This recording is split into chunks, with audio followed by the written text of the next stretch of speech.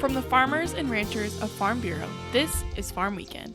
The promised tariffs from President Donald Trump on Mexico and Canada are officially in place. Chad Smith has details on what this means for agriculture. At 12:01 a.m. on Tuesday, March 4th, tariffs on Mexican and Canadian imports went into effect. At the same time, the tariff on Chinese imports doubled. Dave Salmonson, Senior Director of Government Affairs with the American Farm Bureau Federation, says these tariffs now cover a significant portion of American agricultural exports. Mexico's $30 billion a year in our ag exports. Canada's 29. China's been about 24. Add them up. Those three countries are half of all U.S. agricultural exports. The U.S. said they were going to put 25% tariffs on good imports from Mexico, 25% on most things from Canada, 10% on energy products, and with China, we added 10%. He says tariff retaliation includes a large list of U.S. agricultural products. From Canada, starting off with a 25% import tariffs on U.S. products going in. We got poultry and dairy, wheat, barley, rye, a lot of grains. China also has a retaliation list. This will go into effect on March 10th for chicken, wheat, corn, and cotton, 15%, and then 10% tariffs on soybeans and sorghum and pork and beef and fruit and veggies, dairy products. Salmonson says there are still some possibilities of negotiations on exclusions for agricultural products. Now, these tariffs so far, other than a lower tariff on Canadian energy products, but there really haven't been exclusions. Over 85% of our potash comes from Canada. We don't want that subjected to a 25% tariff that the U.S. put on it. Why don't you exclude that? If this lasts any length of time, the pressure on doing exclusions will certainly rise. For more information on the tariffs, go to fb.org/trade. Chad Smith, Washington.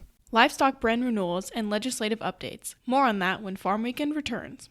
With Kansas Farm Bureau health plans, you'll find affordable Medicare supplement coverage that helps cover certain out-of-pocket expenses Medicare doesn't cover. We encourage you to compare our rates. Contact a Farm Bureau financial services agent near you or visit kfbhealthplans.com. Medicare supplements insured by Members Health Insurance Company, Columbia, Tennessee. Not connected with or endorsed by the U.S. or state government.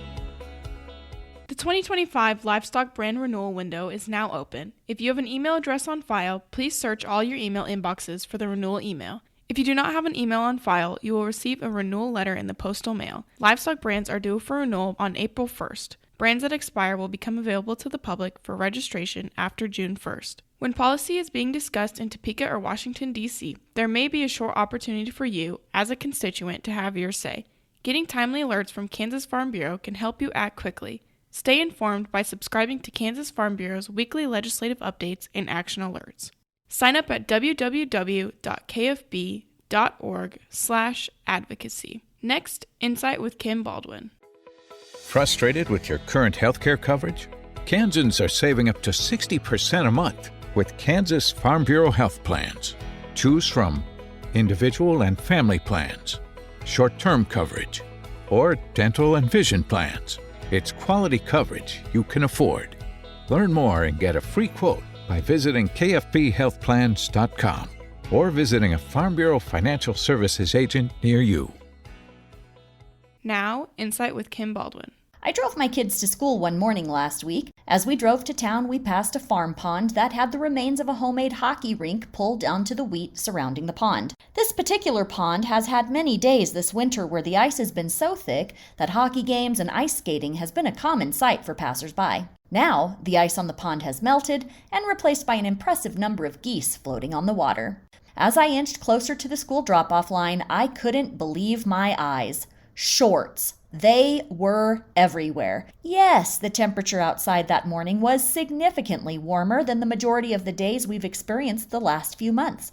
These were the same kids who didn't have outside recess because of extreme wind chills just days before. And now, these same kids were all walking into school that morning wearing shorts. Who knows if winter will reappear again before spring officially sets in? All I know is that the warmer temperatures, the bright sun, and the lack of wind have left many who experienced extreme cabin fever ready to embrace the next season. Join us next weekend for another edition of Farm Weekend from Kansas Farm Bureau, the voice of agriculture.